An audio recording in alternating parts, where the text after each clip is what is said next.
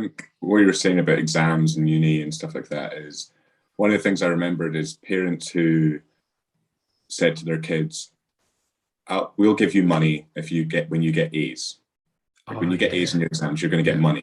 yeah. And I remember thinking that, and I remember telling my parents, and my mum basically said, "We'll give you money if you try, if you put in the effort. If you try and it doesn't matter what the grade is. If we know that you've tried and you put in the effort, that's fine." And it's that I just think the incentive of results and the Yeah. incentive of going to university just to have this bit of paper is not for everyone. I was lucky that it was for me. I loved university and I really, really enjoyed it, and I wasn't terribly stressed when I was at university. Um, but that's a minority. The amount of people that were in my university class who hated it Yeah. and barely like got to the end, but they were really stressed by the end of it. Like that was the majority of people, and it's just university is not for everyone, and exams aren't for everyone. I think Absolutely. these exams are tailored for one specific group of kids, and they'll do well, but they could be the smartest people in the some kids could be the smartest people in the world, but they just don't exam very well.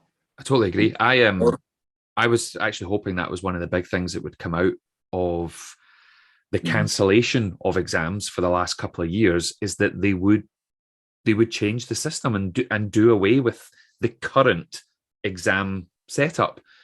Because I don't agree with them. I don't think we should be doing exams in the way that we do them. I think like when I went to university, it was a teaching degree I did, and of course your placements as a student teacher are kind of like your exam. Your tutor comes out and observes you teaching, and the teacher that you are in the class with, they assess you as well. But there was a continual assessment approach. I didn't sit a single exam, and it was brilliant. And it didn't really matter where you fell in terms of how academic you were. It kind of did fit everybody in many ways.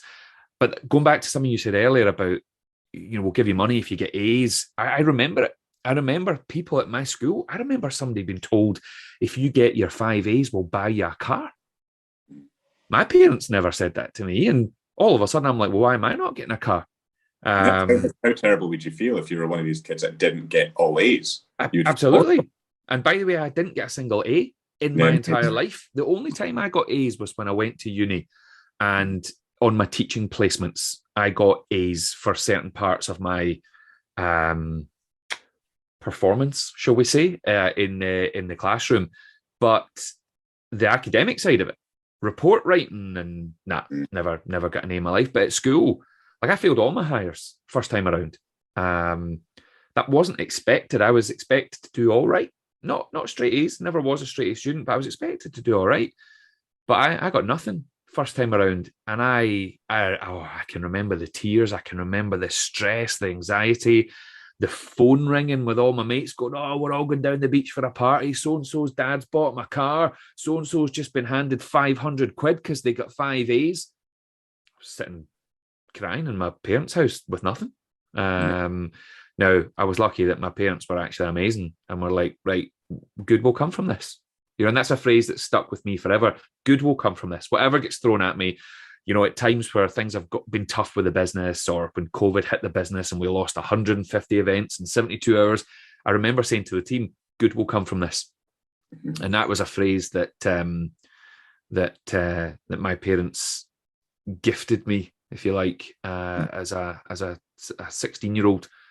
And it's sort of served me quite well, I think. But yeah, the pressure of exams, the pressure of further education. There's a better way. I don't know what the answers are, Gregor, but there is a better way. Our entire education system is not built for the modern world. Mhm. That's a whole other conversation. Yeah. I mean, my first degree in journalism, I think they did that very well. We had two exams for the whole 4 years, and everything else was practical. Yeah, You would actually work as a journalist. You were the lectures you had were working journalists. Everything was practical. That fit a lot of people. Like yeah, that helpful because it makes you realize this is what I wanted to do. I wanted to be a journalist, and gives you and pushes you into that. And so yeah, maybe that's maybe what high schools need to replicate. But going back to exams, I think one thing I always found interesting when I did my hires, I was revising for probably about 6 to 8 hours a day, 2 Red Bulls a day, which definitely wasn't good for me. Yeah. I was working as hard as I could, and I remember getting the exam results back, and it was 4 Bs and a C, and I was like devastated. I'm so annoyed with that, and I Yeah. always remember my mum and dad's reaction was like, amazing, like Yeah. you passed all of them, all that work you put in like paid off, and you've like met your conditions to do a university course. But it's just because I think they were letting me learn that lesson, that you can put in all the effort in the world, but you might just not get the results, or you might just need to change what you're putting effort into. I think that's I think there is a message in there for life in general.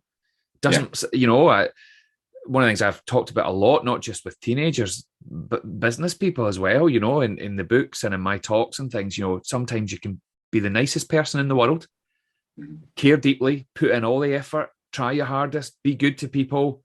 Sometimes your face just doesn't fit, like in that team or that business or that marketplace or whatever it might be.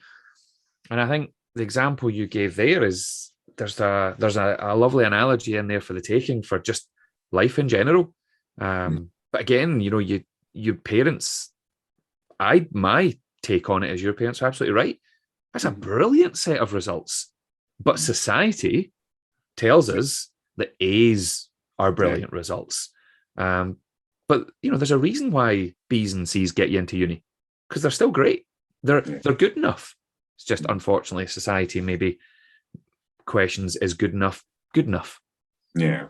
It's constant pressure to make it, to be something, to be successful, but we're not spending enough time determining what success actually means, because the world keeps telling us it's not really about money and status, and yet we're chasing money and status. Yeah.